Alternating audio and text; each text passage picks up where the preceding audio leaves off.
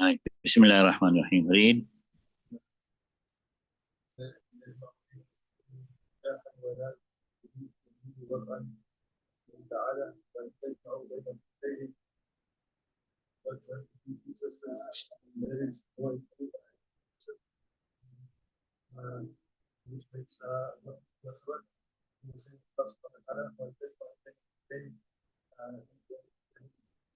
Yeah, one judgment. You can't gather between two sisters.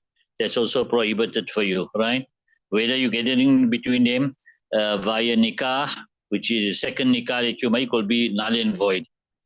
You marry the one, then you marry the second will be null and void. Or you got them both in as slave girls. You understand?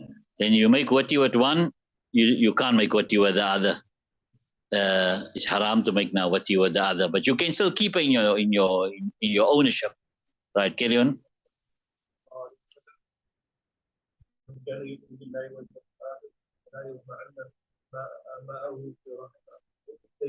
Rahimi ukhtaini.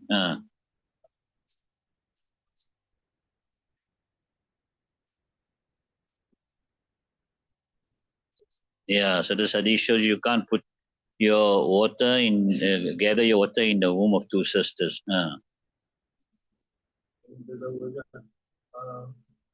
Ukhta.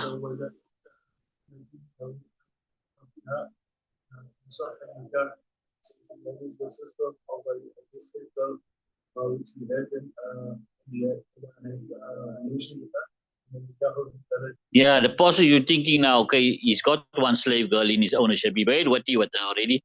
Now he wants to marry the sister. Can he marry the sister? Yes, he can. Lisudurihi.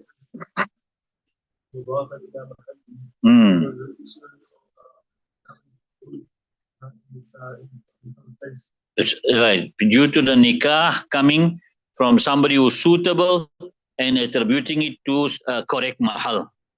In other words, he's a man who's suitable to marry, and that woman is a correct mahal to marry, not like his sister or his aunt or something.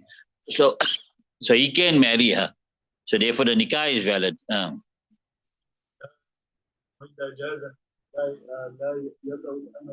Kamata.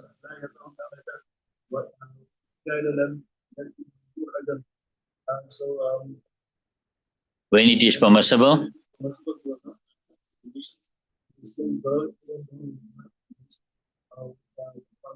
Yeah, you understand? So once that nikah is valid, so he made the nikah now. Now he won't even have relation with a slave girl now, even though he didn't yet have relations with the one who's married.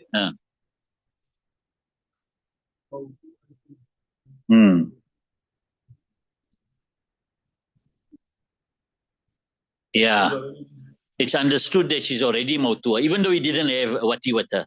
But the mankuha, the moment you marry a woman, it's as though she becomes mautua.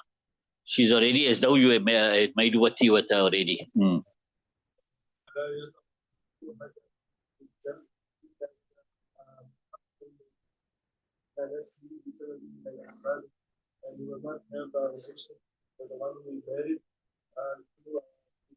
Because of joining, because now he'll be joining. So he can marry this woman, the sister, but he can't make wati with her also as yet, right? He makes haram the mautua. Yeah. So in other words, so the only time he can make now wati with his married wife, with his wife, is when he makes the mautua, which is the other sister, right? Haram upon himself, but in any way, either by selling her, by gifting her. You understand it?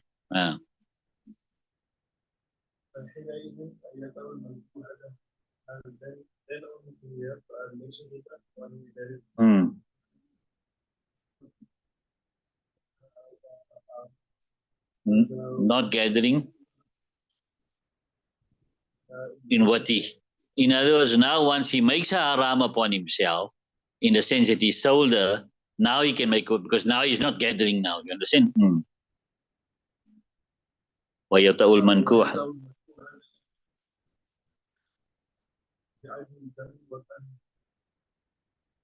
And he can make wati.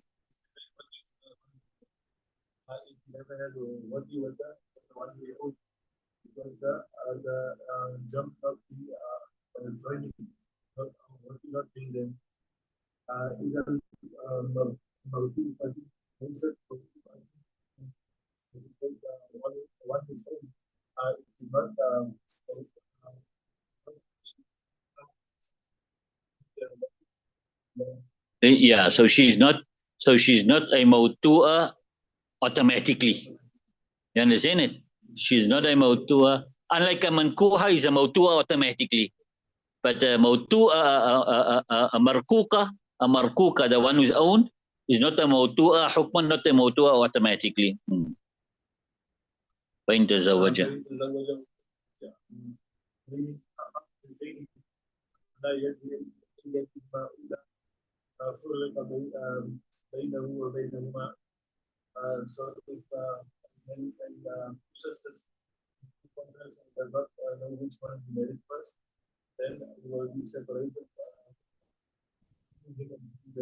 they have to do a separation. They don't know which one was first. If you know which one was first, then they don't know, go to the second one in null and void.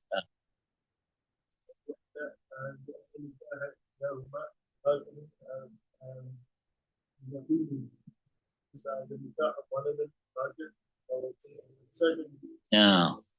You understand? The nikah, one of them is definitely batil. That's the second one, right?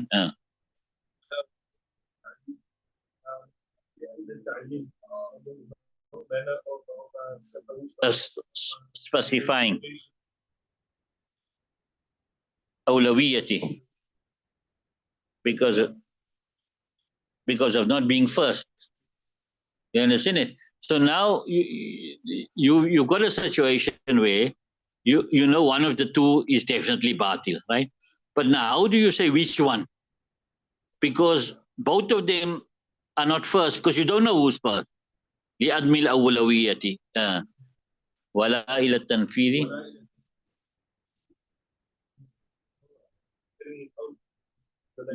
whether ignorance لعدم الفائدة because of there not being any benefit أو للضرر أو فتعينت.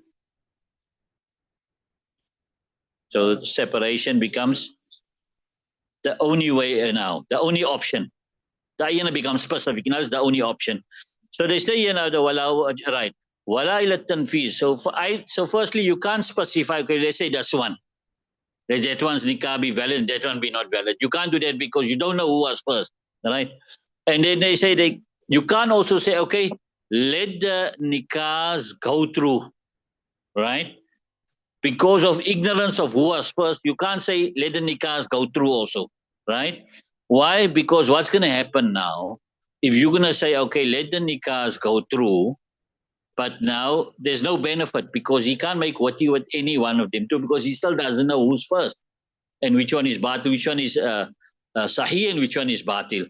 So there is no benefit in allowing the nikah to go through, right? And so there's no benefit in that. Or the other reason is there's harm in that. How there's harm? In others, he'll be married now to one of them two, non-specific, he'll be married to one of them two, and he won't be able to make wati with any one of them two. So there's harm to all three parties there. You understand it? So therefore, the only option now is to separate. Carry on.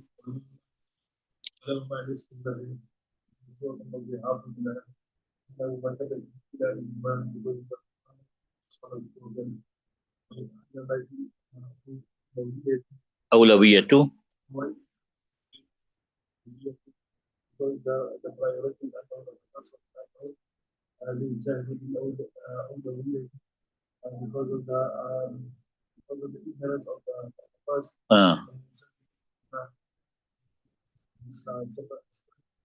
yeah, so it'll be diverted to the two of them. You understand? And so they both will share the half meher because that's how much you pay when nikah is before wati, before dukhul. When the talaq is before dukhul, you pay half meher, right? So now also you must pay half meher. But now who do you give it to? You give it to both, quarter, and because you don't know which one of the two is first, so you give it to both. Wakila?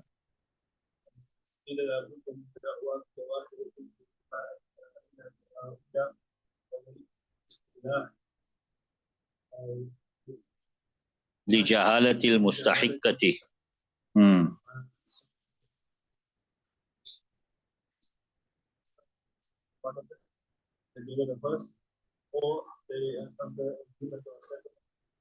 Due to the ignorance of the one. Yeah, you understand it. So this is a call which says that in order for this masla to go through, either one of the two things must take place. Each one of them must either claim that, look, I was first in front of the Qazi. I was first, right? And uh, but both of them don't have proof now. Obviously, you've got proof, then you know which one was first. But both don't have proof. So, but each one needs to put that claim in. That's one. Or both of them come to an agreement that we don't know who's first. Therefore, we'll share it. Carry on.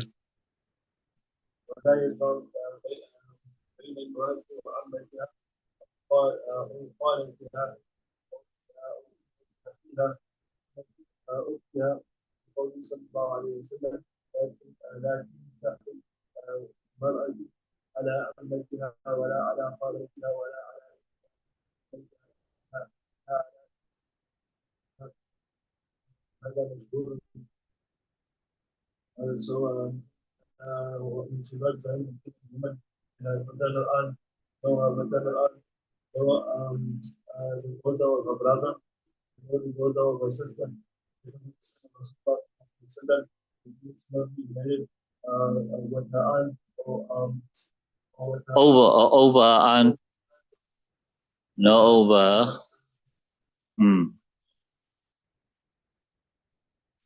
Brother.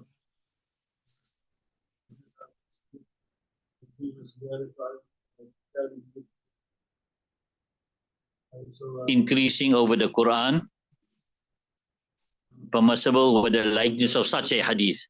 See, when it's a khabri wahid in Ahnaf, you can't increase over the Quran. You understand? Now, if you look at the Quran, there hasn't been this prohibition there. You can't gather between these two. The Quran says, وَأَن تَجْمَعُوا بَيْنَ الْأُخْتَيْنِ. You understand it? You can't gather between two sisters. But this hadith here now is adding to that now. You can't also gather between two sisters and between the aunt and the niece and the, you understand like that? You can't gather between them. So this hadith is mashhur. You can now increase over the Quran. In others, add to the Quranic masla. ولا يجمعوا.